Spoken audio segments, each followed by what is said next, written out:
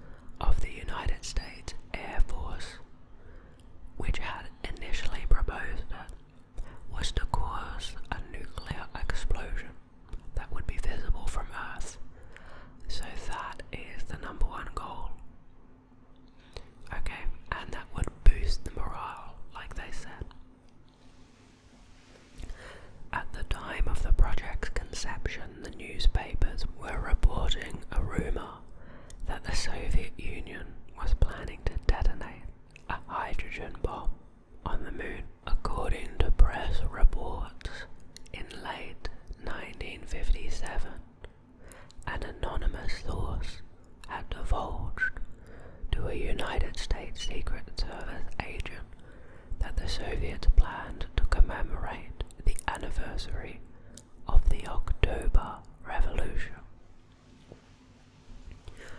by causing a nuclear explosion on the moon to coincide with a lunar eclipse on the 7th of November.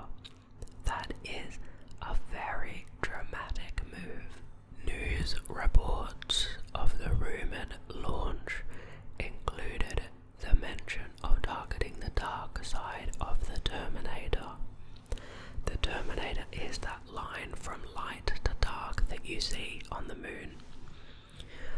Project A119 would also consider this boundary as the target for an explosion. It was also reported that a failure to hit the moon would likely result in the missile returning to Earth. A similar idea had been put forward by Edward Teller, the father of the H-bomb, who, in February 1957, proposed the detonation of nuclear devices both on and some distance from the lunar surface to analyze the effects of the explosion. And now to research. A 10-member team led by Leonard Reifel was assembled at the Illinois Institute of Technology, and their goal was to study the potential visibility of the explosion, the benefits to science, and some implications for the lunar surface. Scientists initially considered using a hydrogen bomb for the project, but the United States Air Force vetoed that idea due to the weight of such a device, because it would be too heavy to be propelled by the missile which would have been used. It was then decided to use a W-25 warhead, a small, lightweight warhead with a relatively low 1.7 kiloton yield. By contrast, the little boy bomb dropped on the Japanese city of Hiroshima in 1945 had a yield of 13 to 18 kilotons. The W-25 would be carried by a rocket toward the shadowed side of the moon, where it would detonate on impact. The dust cloud resulting from the explosion would be lit by the sun and therefore be visible from Earth.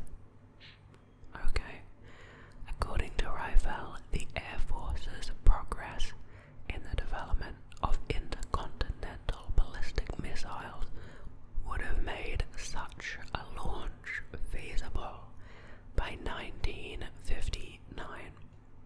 Okay. Now, the cancellation of the project. The project was cancelled by the Air Force in January 1959, seemingly out of fear of the risk to the population if anything went wrong. I think that's a fair motivation. If anything went wrong with the launch.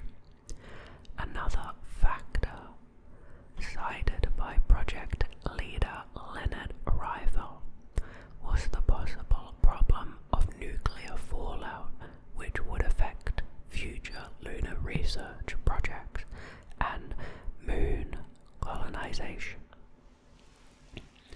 Now we have a section from evidence of the Soviet project.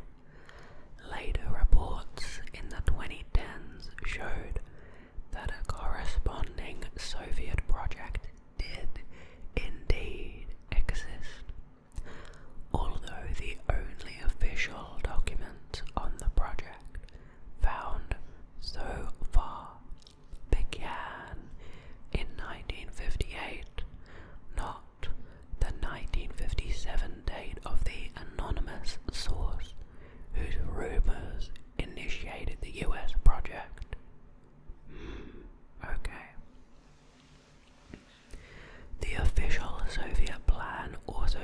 answers from the scenario reported in the press started in January 1958. It was part of a series of proposals under the codenamed E. Project A1 entailed plans to reach the moon, while Project A2 and A3 involved sending a probe around the far side of the moon to take a series of photographs of its surface. The final stage of the project, A-4, was to be a nuclear strike on the moon as a display of force. As with the American plan, the E series of projects was cancelled while still in its planning stages due to concerns regarding the safety and reliability of the launch vehicle. Now, what consequences did this project actually have? The signing of the Partial Nuclear Test Ban Treaty in 1963 and the Outer Space Treaty in 1967 prevented future investigation of the concept of detonating a nuclear device on the moon. By that time, both the United States and the Soviet Union had performed several high-altitude nuclear explosions, including the American Operation Hard Track 1 or I, Operation Argus, Operation Fishbowl, and the Soviet Project K. By 1969, the United States had succeeded in being the first nation to land a man on the moon. With the success of the Apollo 11 moon mission, in December of that year, Apollo scientist Gary Latham suggested detonating a smallish nuclear device on the moon in order to facilitate research into its geological makeup. The idea was dismissed because it would interfere with plans to measure the moon's natural background radiation. Okay. The existence of Project A119 remained largely secret until the mid-1990s, when writer Key Davidson discovered the story while researching the life of Carl Sagan for a biography. What a good find for that writer. Sagan's involvement with the project was apparent from his application for an academic scholarship at the Miller Institute of the University of California, Berkeley, in 1959. In the application, Sagan gave details of the project research, which Davidson felt constituted a violation of national security. The leak consisted of Sagan revealing the titles of two classified papers from the A119 project. The 1958 paper entitled Possible Contribution of Lunar Nuclear Weapons Detonations to the Solution of Some Problems in Planetary Astronomy, and the 1959 paper Radiological Contamination of the Moon by Nuclear Weapons Detonations. A 1958 paper titled Cosmic Radiation and Lunar Radioactivity, credited to L. Filosofo, was also named by Sagan in a 1961 paper written for the United States National Research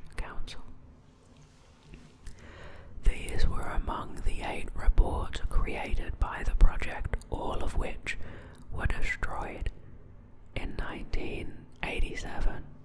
The resulting biography, Carl Sagan Alive, was published in 1999, shortly after a review published in Nature highlighted the discovery of the leaked information that led Ryfel to break his anonymity and write a letter to the journal confirming that Sagan's activity had, at the time, been considered a breach of the confidentiality of the project. Ryfel took the opportunity to reveal details of the studies, and his statements were widely reported in the media. Ryfel's revelation of the project was accompanied by his denunciation of the work carried out, with the scientist noting that he was horrified that such a gesture to sway public opinion was ever considered. That is a serious conflict. Wow. As a result of the publicity the correspondent created, a Freedom of Information request was lodged concerning Project A119. It was only then that a study of Lunar Research Flights Volume 1 was made public, over 40 years after its inception. A search for the other volumes of documentation revealed that other reports were destroyed in the 1980s by the Illinois Institute of Technology. Okay, David Lowry, a nuclear historian from the United Kingdom, has called the project's proposals obscene, adding, "Had they gone ahead, we would never have had the romantic image of Neil Armstrong taking one giant leap for mankind." That is true, and that probably would have been disappointing to miss out on that moment. I'm not sure what would have been more foundational and important to our eventual move into space if we're looking back 100 years from now. Do you think a nuclear detonation on the moon as our first major act on a different planetary body would be a better move than just going there for the first time? Personally, I think that sets a weird precedent for the first thing we do in space. It is a bit violent and militaristic of a first move, and you can imagine any aliens watching seeing the first thing out of our planet to land anywhere, or to go anywhere, be a nuke on the moon. It's probably a weird look for our species. This was very interesting for many reasons. The idea that both the Soviet Union and the States were seriously considering nuking the moon is, to me, insane.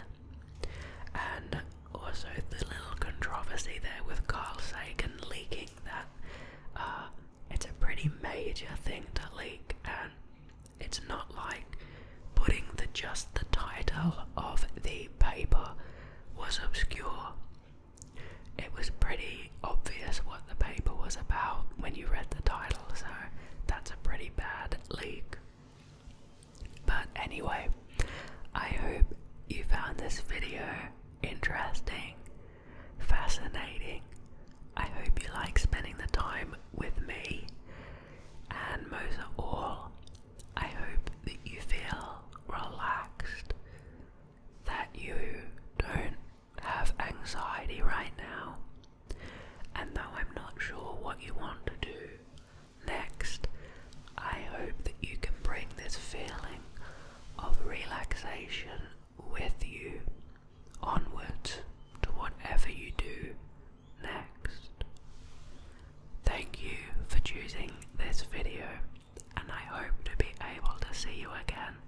soon.